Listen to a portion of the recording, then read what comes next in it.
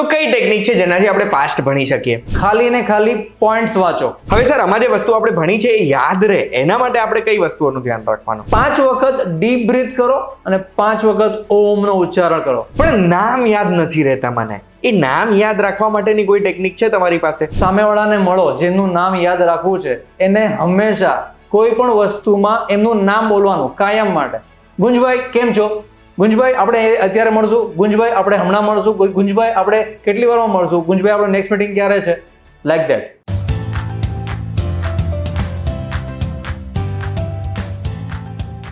એક વાતમાં આપનું સ્વાગત છે. મારું નામ છે ગુંજ ઠક્કર અને એક્ઝામમાં ભણતી વખતે ઘણી બધી વખત આપણને ઘણા બધા સવાલો થતા હોય છે કે કાશ મેં વહેલું ભણવાનું ચાલુ કરી દીધું હોત, કે કાશ મને એવી કોઈ ટેકનિક ખબર હોત જે ટેકનિકથી મારા માર્ક્સ બેસ્ટ થઈ શકે, ઓછા સમયમાં હું વધારે વસ્તુ ભણી શકું.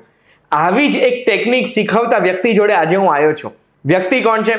તો mister Dharmendra Chotaliya. Thank you so much sir, તમે અમને સમય આપ્યો છે. સર હું નાનકડું ઇન્ટ્રોડક્શન તમને આપવા માંગુ છું. સર એમ તો 7 ચક્ર હીલિંગ કરે છે અને ઘણા બધા વસ્તુઓમાં ઘણા બધા લોકોને હેલ્પ કરેલી છે. બટ સરની એક ખાસિયત એ છે કે ઘણા બધા સીએ ના સ્ટુડન્ટ્સ એવા હતા જે સ્ટુડન્ટ્સ ઘણા બધા અટેમ્પ્ટ પછી પણ સીએ પાસ નતા કરી શકતા. સરે એમને એવી ટેકનિક શીખવવી જે ટેકનિકથી ફર્સ્ટ અટેમ્પ્ટમાં પાસ થઈ ગયા, એના પછી વાળા, અને સારી જગ્યાએ એમની જોબ પણ લાગી ગઈ. સર ઘણા બધા વર્કશોપ્સ કન્ડક્ટ કરે છે ઓનલાઈન અને સરે મને એવું કીધું છે કે આ વિડીયો જોઈને જો તમે સરને કોલ કરો છો તો 3 કન્સલ્ટેશન સર તમને પણ ફ્રી ઓફ કોસ્ટ કરી આપશે. સ્ક્રીન ઉપર દેખાય છે એ નંબર ઉપર ફક્ત તમારે કોલ કરવાનો છે. સર પહેલો પ્રશ્ન આ ભણવાને લઈને જ છે મારે તમને પૂછવાનો. સર એવી કોઈ ટેકનિક છે જેનાથી આપણે હજુ પણ ફાસ્ટ અને સરળતાથી ભણી શકીએ છીએ? ઘણી બધી ટેકનિક્સો છે એવી જેનાથી સારી અને સ્મોલ ટેકનિક્સથી તમે તમારું ફોકસને ખાલી અને ખાલી એક્ઝામ પર ન રાખતા નાની વાતો પર રાખીને તમારા બુક્સ, તમારા પોર્શનને ઇઝીલી પૂરું કરી શકો છો અને તમારા માર્ક્સમાં એનો ડ્રાસ્ટિક ચેન્જ આવી જશે. તો કઈ ટેકનિક છે જેનાથી આપણે ફાસ્ટ ભણી શકીએ? ફાસ્ટ ટેકનિક ભણવા માટે એક તો નોર્મલ જે છે ખાલી ને ખાલી પોઈન્ટ્સ વાંચો. ડિફાઇન કરો પહેલાથી પોઈન્ટ શું વાંચવાના છે. બીજું કે તમારે સૌથી પહેલા કયો સબ્જેક્ટ ક્લિયર કરવો છે એ સબ્જેક્ટ ઉપર ફોકસ કરો. અને થર્ડ, જે હાર્ડ સબ્જેક્ટ છે એને પહેલા લેવાની બધા ભૂલ કરે છે, હું એને વચમાં રાખવાની તમને સલાહ આપીશ જેનાથી તમને વધારે બર્ડન ના આવે. હવે સર આમાં જે વસ્તુ આપણે ભણી છે એ યાદ રહે એના માટે આપણે કઈ વસ્તુઓનું ધ્યાન રાખવાનું? એના માટે અમુક આપણી જૂની જે પદ્ધતિઓ હતી એ પદ્ધતિઓ આજે 100% ભૂલાઈ ગઈ છે. લોકો એને જરાક પણ યાદ રાખતા નથી. આ તો માઇથોલોજીકલ છે કરીને ભૂલી જાય છે અને ભૂલી ગયા છીએ. નોર્મલ વસ્તુ ફક્ત ને ફક્ત સવારે નાહીને બહાર નીકળો અને રાત્રે બેડમાં જાઓ એની પહેલા 5 વખત ડીપ બ્રીથ કરો અને 5 વખત ઓમનો ઉચ્ચારણ કરો.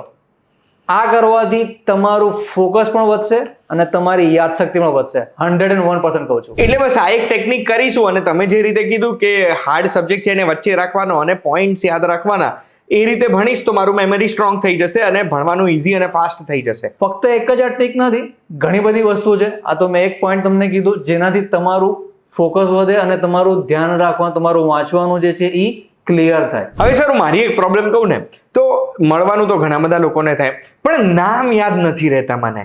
એ નામ યાદ રાખવા માટેની કોઈ ટેકનિક છે તમારી પાસે? 1-2 ટેકનિક હમણાં જ કહી દઉં તમને. જેમ કે એ નામની સાથે કોઈ પણ એક નાનકડી ઉપમા ગોતવી દો તમે. જેમ કે મહેક તો કે સ્મેલ, ગુડ સ્મેલ. યસ તો કે સક્સેસ. બીજી ટેકનિક છે, તમારે જ્યારે બી સામેવાળાને મળો જેનું નામ યાદ રાખવું છે એને હંમેશા કોઈ પણ વસ્તુમાં એમનું નામ બોલવાનું કાયમ માટે. ગુંજભાઈ કેમ છો? ગુંજભાઈ આપણે અત્યારે મળશું. ગુંજભાઈ આપણે હમણાં મળશું. ગુંજભાઈ આપણે કેટલી વારમાં મળશું? ગુંજભાઈ આપણે નેક્સ્ટ મીટિંગ ક્યારે છે? Like that. એનાથી નામ યાદ રહી જશે 100%. આ ટેકનિક હું આજથી જ ટ્રાય કરવાનો છું. હવે સર નેક્સ્ટ પ્રશ્ન ફોકસને લઈને છે કે ભણવા બેઠા હોય સ્ટુડન્ટ્સ, તમે જે કીધું એ ટેકનિક યુઝ કરીને ફટાફટ એમને ભણવું બી હોય પણ ઘણી વખત ડિસ્ટ્રેક્શન્સ બહુ આવતા હોય છે, તો એ ફોકસ આપણું ના હલે એના માટે આપણે શું કરી શકીએ? ફોકસ ના હલે એની માટે તમારે કાયમ ચોપડાની સામે નથી બેસવાનું.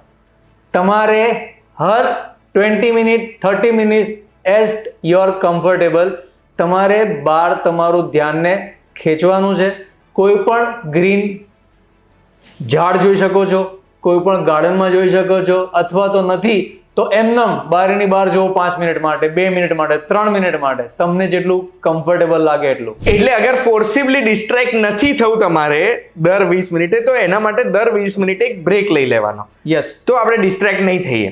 100%. હવે સર, એવા વિદ્યાર્થીઓ જેમને એક્ઝામમાં બહુ ડર લાગતો હોય, એમના માટે શું ટીપ આપશો તમે? ડર શેનો છે? સૌથી પહેલા તો એ ડિફાઇન કરવું પડશે કે ખાલી એક્ઝામનો ડર છે, પેરેન્ટ્સનો ડર છે, કોચિસનો ડર છે, કે કોઈ પણ બીજી વસ્તુનો ડર છે, જે ખાલી માર્ક્સ નહીં આવે તો, માર્ક્સ નહીં આવે તો, માર્ક્સ નહીં આવે તો, આ વસ્તુનો ડર છે.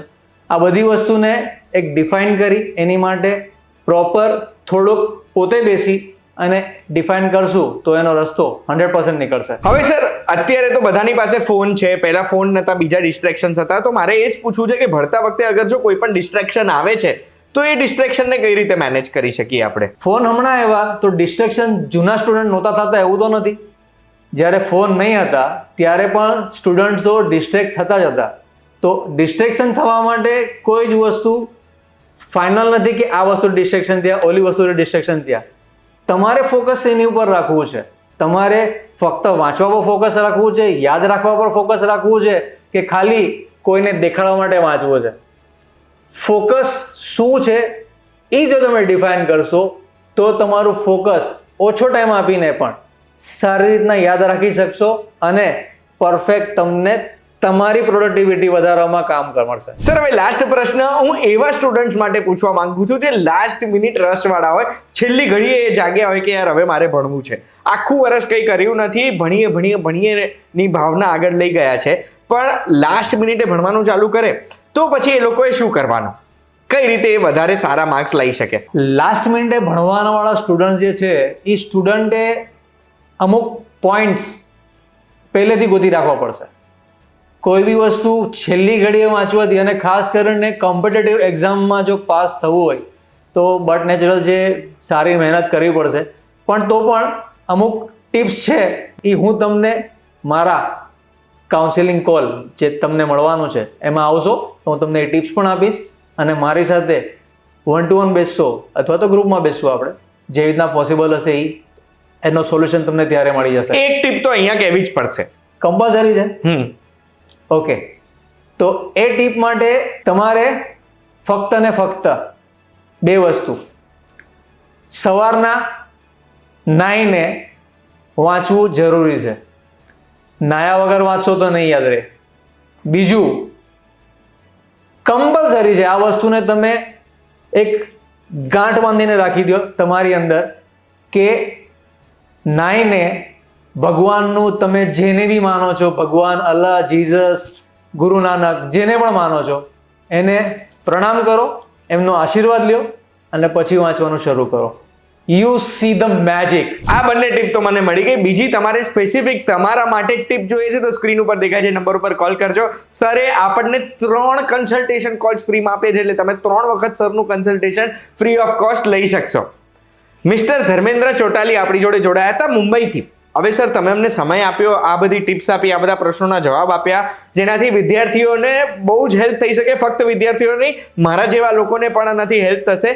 એના બદલે અમે ખૂબ ખૂબ આભારી છે તમારા. Thank you so much sir. Thank you. આ વિડીયોની માહિતી તમને ગમી હોય, તમને લાગે છે કે એવા કોઈ વિદ્યાર્થીને આ કામમાં આવી શકે, તો તમારા વોટ્સએપ ગ્રુપમાં કે તમારા ફેમિલીને જ્યાં બી મોકલવું છે એમને આ વિડીયો શેર કરજો. અને આવી જ માહિતી જોવા માટે એક વાત કહું, જોતા રહેજો VTVGujarati.com પર. આપણે ફરી મળીશું. ધન્યવાદ. Thank you so much sir. Thank you.